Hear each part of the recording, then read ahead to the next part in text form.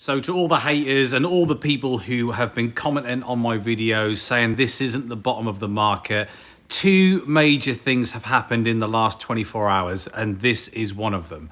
Interest rates are being held, even though inflation hasn't really gone down a huge amount. We're talking about like 0.1%, but it's enough to stop these absolute idiots at the Bank of England in their tracks, and more specifically, the one, Andrew Bailey.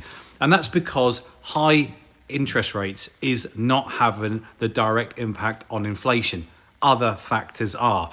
And I think if we watch now where the market starts to turn the corner and boom again, and interest rates will start to slowly come down from lenders, we'll start to see a different strategy from the Bank of England.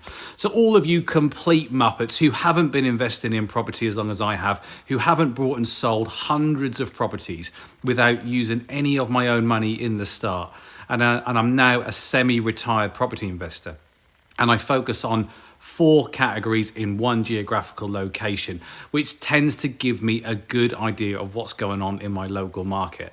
And I have been saying that interest rates are going to peak at this level, and they now have.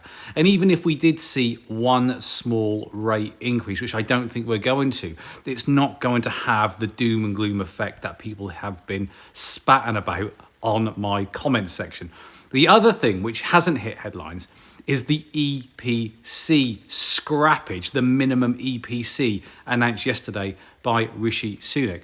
Now, basically, if you're involved in property or you're close to the market, for the last few years, landlords have been either selling off or upgrading properties that don't meet this minimum EPC requirement. In my local area, I know of some pretty big players, pretty big landlords that have been slowly selling off their portfolio in small chunks so they don't flood the market, because these properties cannot be upgraded. I'm talking about the old Victorian terraces.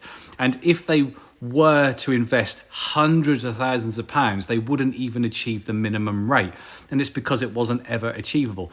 And I've been saying it for years that this is never going to happen. This minimum EPC rating of a C is never, ever going to come into play.